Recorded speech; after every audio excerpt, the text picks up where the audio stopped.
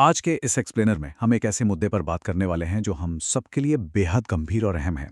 हम भारत की शिक्षा प्रणाली के अंदर चल रहे कई स्तरों के संकट, लगातार होते घोटालों और ढहते हुए सिस्टम का एक गहरा विश्लेषण करेंगे। देखिए, ये सिर्फ कुछ खबरों का संकलन नहीं है, बल्कि देश के करोड़ों छात्रों के भविष्य से जुड़ा एक ऐसा सवाल है जिसे बारीकी से समझना अब बहुत जरूरी हो गया है। तो आज का एजेंडा काफी सीधा है। सबसे पहले हम 2026 की नीट परीक्षा के उस बड़े घोटाले को समझेंगे।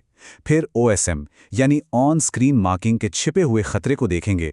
उसके बाद भारत के एजुकेशन सिस्टम की लीक होती पाइपलाइन पर नजर डालेंगे और आखिर में बात करेंगे कि इस जहरीले चक्र को कैसे तोड़ा जा सकता है।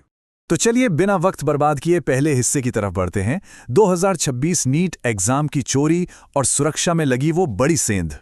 अब जरा इस नंबर पर गौर कीजिए, 22 लाख।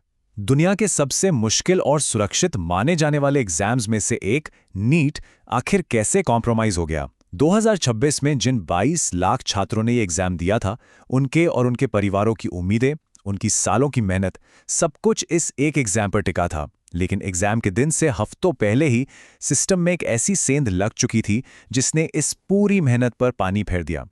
और ये सेंध कितनी गहरी थी, जरा इसे देखिए। 180 में से 135 सवाल बिल्कुल वैसे ही लीक हो गए। और मैं यहां सिर्फ मिलते जुलते सवालों की बात नहीं कर रहा हूं। बायोलॉजी के पूरे 90 और केमिस्ट्री के 45 सवाल अपने एकदम सटीक क्रम में, मतलब एक कॉमा या फुल स्टॉप तक का भी फर्क नहीं था। ये कोई तुक्का नहीं था, ये एक बिल्कुल सटीक और सोची समझी डकैती थी। तो ये सब हुआ कैसे? इस पूरी टाइमलाइन की शुरुआत हुई महाराष्ट्र के नासिक की एक प्रिंटिंग प्रेस से। वहां से पेपर्स निकाले गए और उन्हें हाई डेफिनेशन पोर्टेबल स्कैनर से स्कैन किया गया ताकि किसी को भनक भी ना लगे। और फिर शुरू हुआ इन पेपर्स को बेचने का धंधा, वो भी पूरे 30 लाख रुपए प्रति छात्र की कीमत पर। सोचकर ही रोंगटे खड़े हो जाते हैं कि शिक्षा का ये बाजार आखिर कितना संगीन हो चुका है। अब जब बातें खुलनी शुरू हुई तो कई चौंकाने वाले आरोप भी सामने आए। इन आरोपियों की कुछ ऐसी तस्वीरें सामने आई जिनमें वो बड़े राजनीतिक नेताओं और यहाँ तक कि राजस्थान के शिक्षा मंत्री के साथ खड़े नजर आ रहे थे। देखिए, हम यहाँ कोई फैसला नहीं सुना रहे हैं, लेकिन जो तथ्य सामने आए हैं ना, वो खुद बयां करते हैं कि इस पूरे नेक्सस के तार कितनी ऊंचाई तक जुड़े हो सकते हैं। और जब शुरुआत में इन बातों की शिकायत की गई तो पता है पुलिस का क्या जवाब था? उन्होंने बड़ी ही आसानी से कह दिया, अफवाहें ना फैलाएं। शुरुआती सबूतों को बिल्कुल दरकिनार कर दिया गया। और शायद इसी शुरुआती ढिलाई ने इस पूरी घटना को एक इतने बड़े नेशनल क्राइसिस में बदल दिया। खैर, अब आगे बढ़ते हैं और देखते हैं कि ये संकट कैसे और गहरा होता है। भाग 2, ओएसएम का छिपा हुआ खतरा और नौकरशाही की वो कमियां जो हमें दिखाई नहीं देती।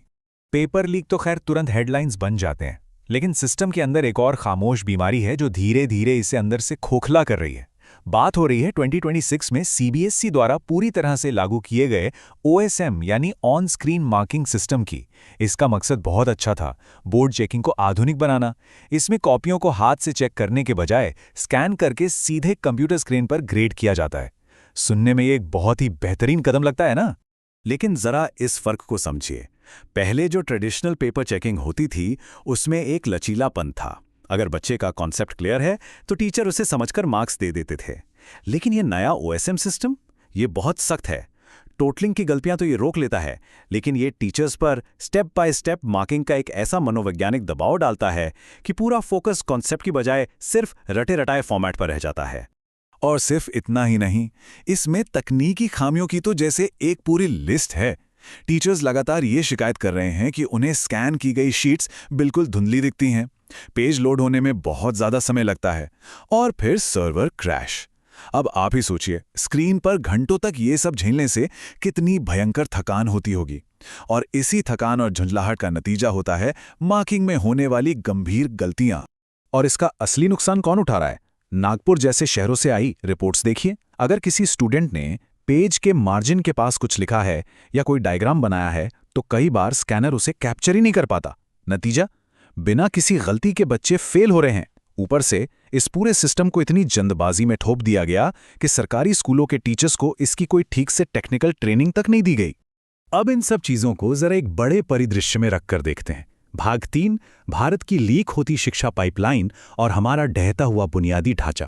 अब इस स्लाइड में जो नंबर है ना, वो सच में बहुत ही चौंकाने वाला है। 58.4%। ये सभी तकनीकी खामियां और पेपर लीक दरअसल एक बहुत बड़ी बीमारी का लक्षण है। हमारे देश में स्कूल शुरू करने वाले बच्चों में से सिर्फ इतने ही प्रतिशत क्लास 12 तक सफलतापूर्वक पहुंच पाते हैं। बाकी के 40% से ज्यादा बच्चे वो तो बीच में ही इस पूरी एजुकेशन पाइपलाइन से गायब हो जाते हैं। और छात्रों के गायब होने का ये सिलसिला अचानक नहीं होता। ये होता है क्लास 8, फिर क्लास 10 और क्लास 12 के मोड़ पर, ठीक उन्हीं पॉइंट्स पर जहां बच्चों को सबसे ज्यादा गाइडेंस और सपोर्ट चाहिए होता है। लेकिन इंफ्रास्ट्रक्चर की भारी कमी की वजह से हर साल लाखों बच्चे सिस्टम से हमेशा के लिए बाहर हो जाते हैं। सोच कर देखिए, एक तरफ तो हम OSM और हाई स्टेक्स एग्जाम्स जैसे डिजिटल बैंडेड्स लगा रहे हैं, और दूसरी तरफ हमारी जमीनी हकीकत क्या है? आज भी देश में हजारों स्कूल ऐसे हैं जो सिर्फ एक टीचर के भरोसे चल रहे हैं, जहां बेसिक इंटरनेट या लैब्स जैसी कोई सुविधा ही नहीं है। एक बिल्कुल जर्जर ढांचे पर ये सब डिजिटल पैच लगाना, क्या ये वाकई में कोई मायने रखता है? और इस सब की सबसे बड़ी कीमत कौन चुकाता है? वो ईमानदार छात्र जो अपना सब कुछ दांव पर लगा देते हैं। ये बच्चे अपनी नींद, अपना मेंटल हेल्थ, अपनी पूरी सोशल लाइफ कुर्बान कर देते हैं, और बदले में उन्हें क्या मिलता है? ऐसे एग्जाम्स जो या तो लीक होकर रद्द हो जाते हैं या फिर खराब चेकिंग की वजह से उनका भविष्य खराब कर देते हैं। रटने और एग्जाम देने का ये चक्र अंदर ही अंदर उन्हें तोड़ कर रख देता है। तो अब सवाल है कि क्या कोई रास्ता बचा है? चलिए अपने आखिरी हिस्से की तरफ बढ़ते हैं। भाग 4, इस जहरीले चक्र को तोड़ना और हमारा प्लान बी। देखिए, इस एक्सप्लेनर का मकसद आपको सिर्फ डराना या निराश करना बिल्कुल नहीं है। जब सिस्टम काम ना कर रहा हो तो हमें अपने रास्ते खुद तलाशने पड़ते हैं। सबसे पहले तो ये समझना होगा कि ये पारंपरिक एग्जाम्स ही दुनिया का अंत नहीं है। आज के समय में डॉक्टर या इंजीनियर बनने के अलावा भी बहुत कुछ है।